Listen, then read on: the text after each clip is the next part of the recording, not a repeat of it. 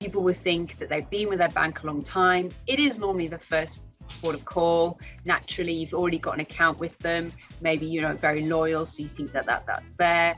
But it's worthwhile checking. Usually there's about a 3 to 4% difference between someone like ourselves and your bank, but there are more extreme circumstances. So a couple of really good examples recently. We've got a customer who Well, welcome back to the hot seat. Today I'm delighted to be speaking to Sarah Davie, who's the head of partnerships at Spartan FX. Welcome, Sarah.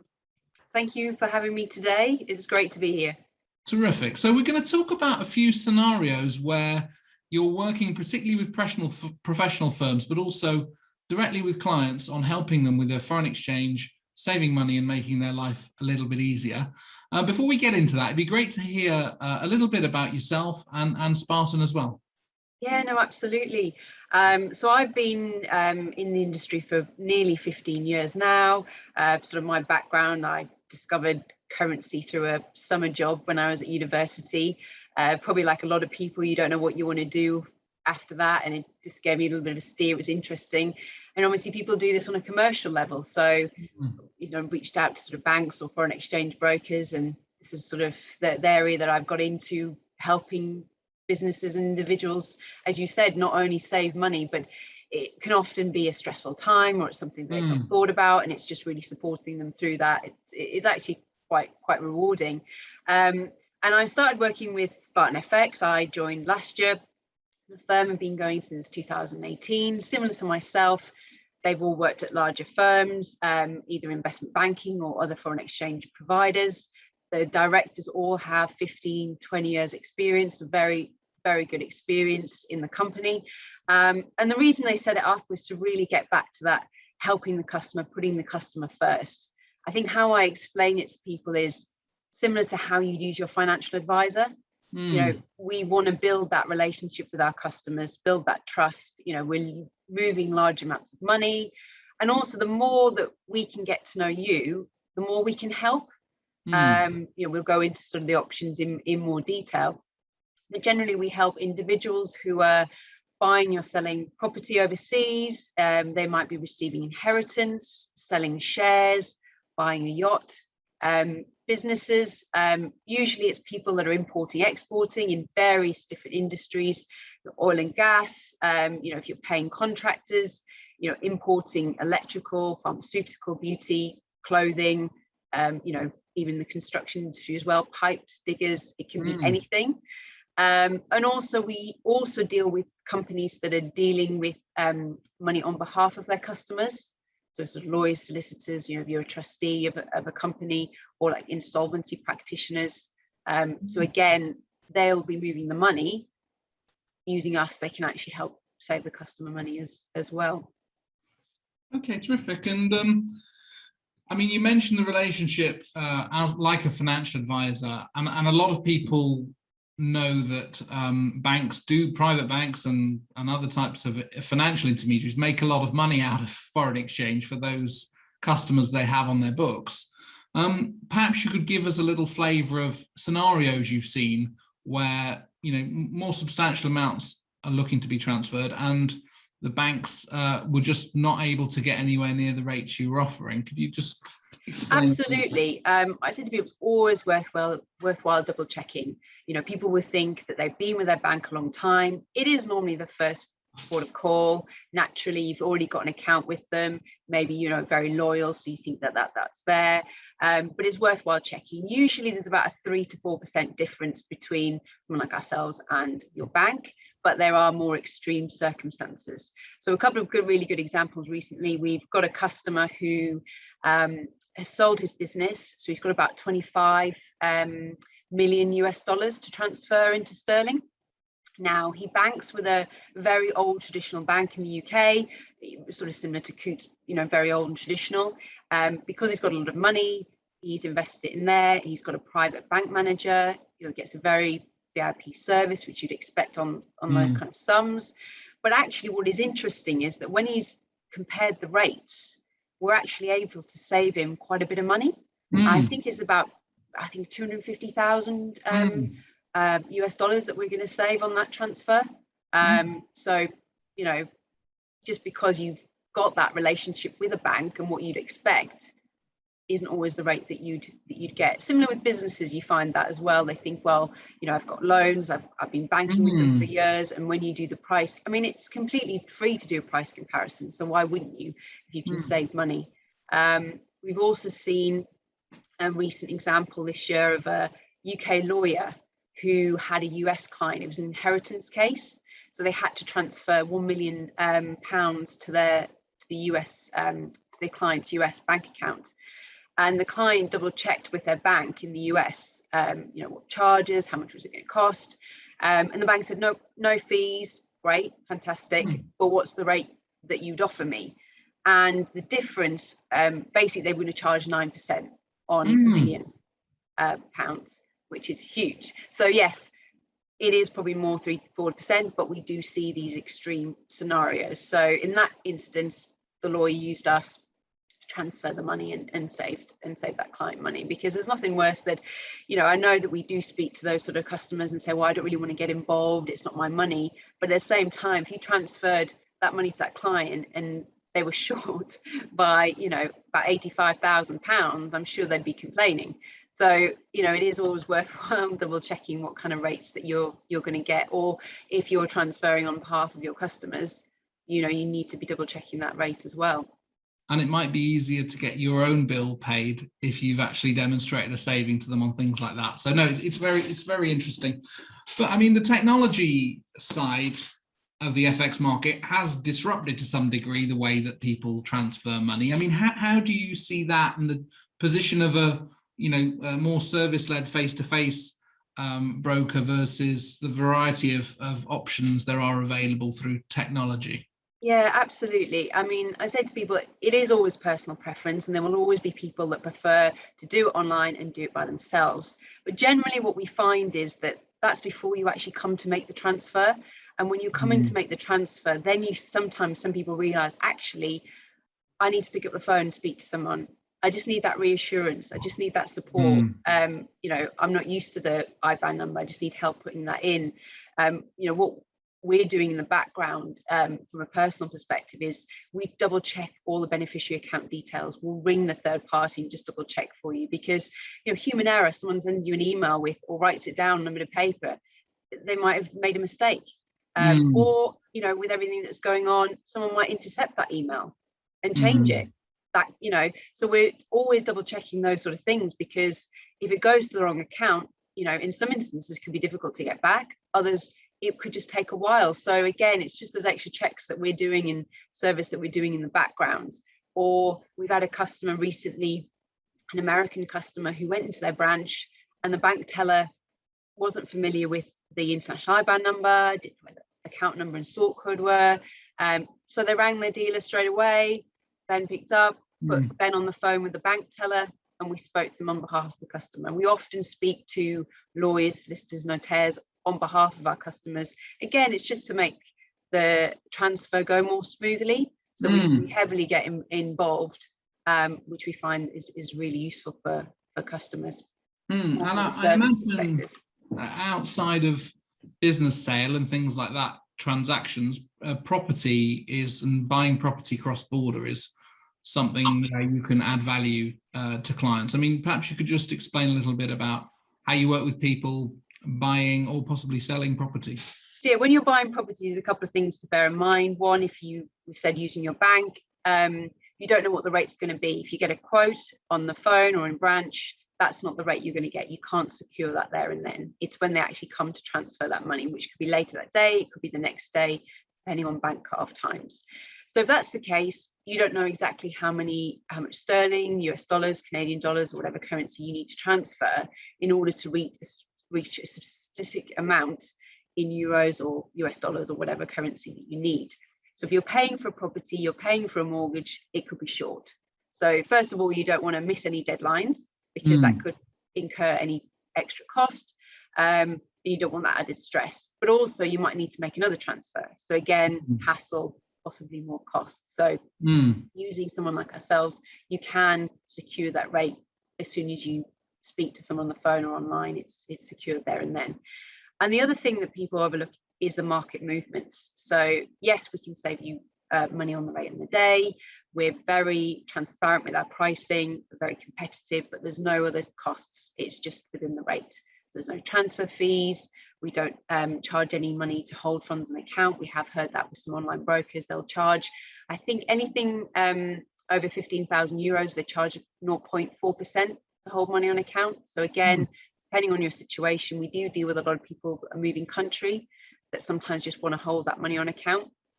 But rate movements is really where we can actually save the customer more money. And again, because that people don't realize that, that's why they probably think, oh, I can just do it myself.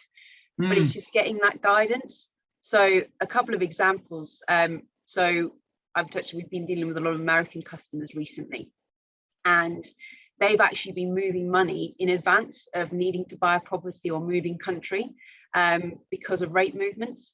So between May and August this year, there's about 4.5% rate movement if you were selling US dollars and buying euros. So on like 5 million, if you're buying 5 million euros, that difference is at about 225,000 euros saving you could make on that rate, or extra cost depending on which way the markets go. And people say, oh, well, it's only if I'm doing large amounts. Yes, the more you do, the bigger the savings you'll see. But even on 20,000, buying 20,000 euros, that's still 900 euros. So it's not insignificant, and people can often overlook that.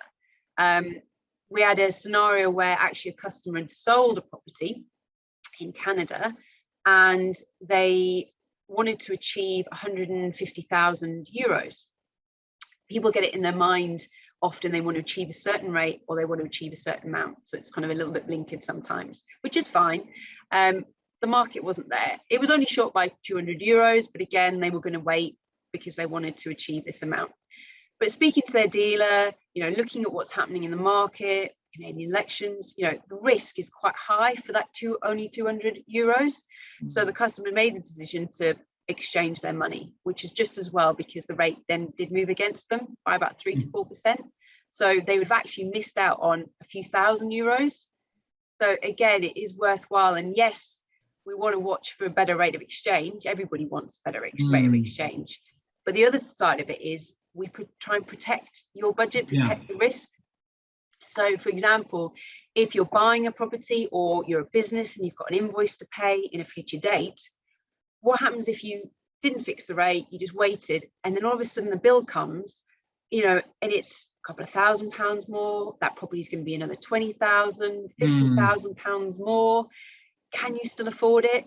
Certainly you don't want to, find that you're being stretched, or as I said, that you might not be able to afford it. You've got to find that money depending on your situation. So there's a lot about what we're doing is really trying to help that customer where we add value. So there's no real minimums with our service. You can transfer as little as possible. But I would say that transferring, sort of larger sums, that's where we can add more value, because we can be watching out for those rates for a customer.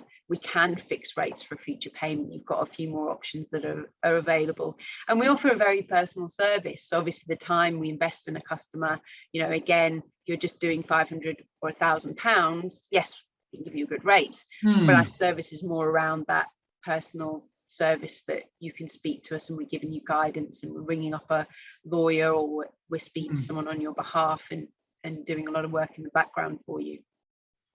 Okay, thanks. And obviously there's a lot of different players in the FX market. I mean, how do you find you have some sort of USPs or points of difference versus other players in the marketplace? Absolutely. So as I said, I've been in the industry now nearly 15 years. I have worked for a couple of other brokers, larger brokers, probably well known to people in the past.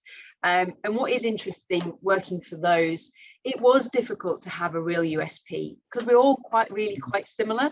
I think, there is some online players that have come into the market, which, yes, they've got slick online platforms, which is slightly more difficult to compete with. What's interesting is what Spartan have done, which is quite clever, is they've partnered with a very large tech firm that do about $2 billion a month.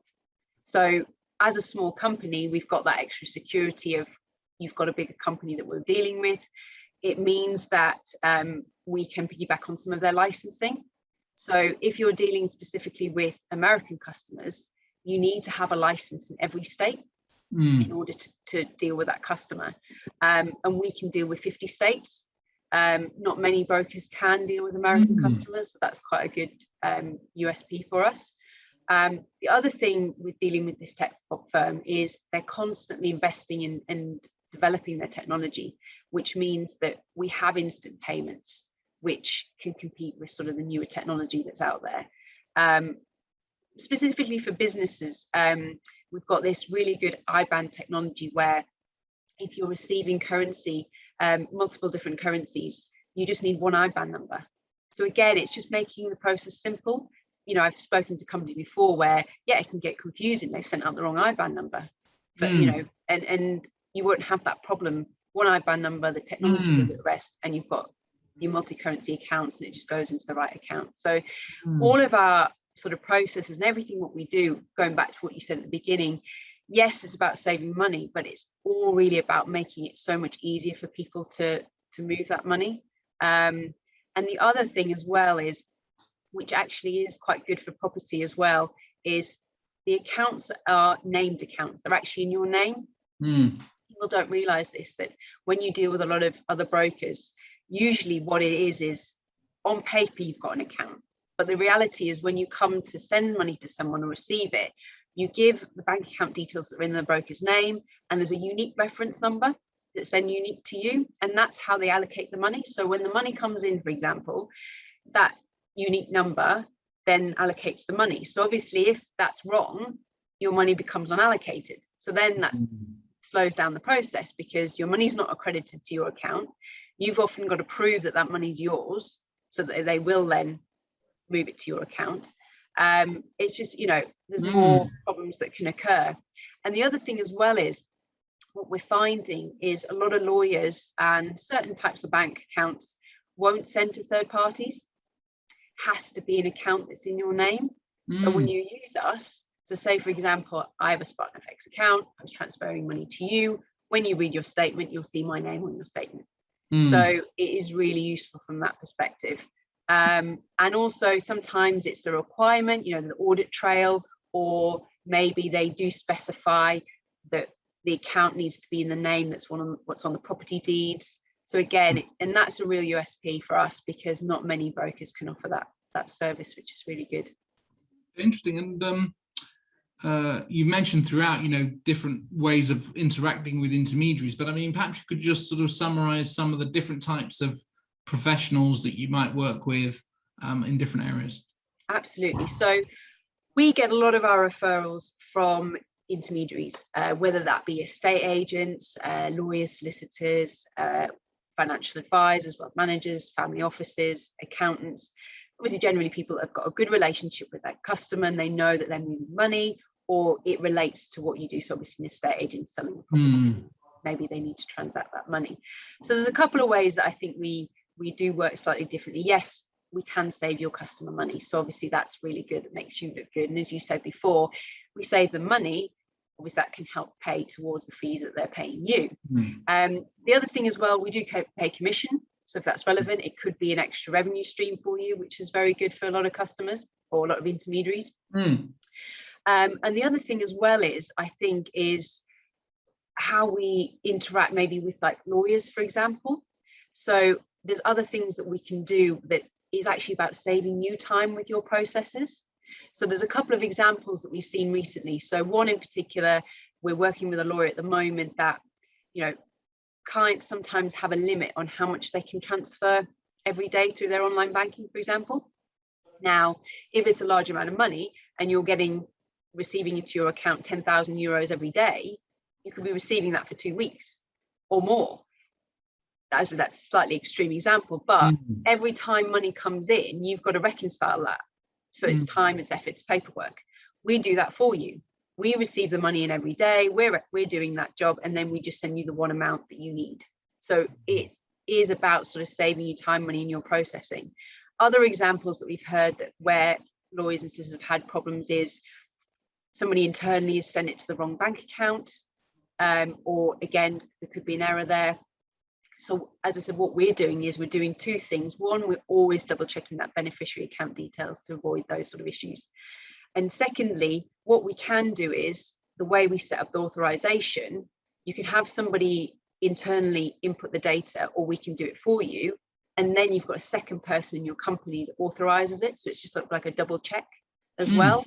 So again, it's trying to, yes, we can save your clients money, but actually it may be we can actually save you time and money on your processing internally, which we found really useful. Okay, thanks. Well, nice to talk to you today, Sarah. We look forward to sharing this with our members.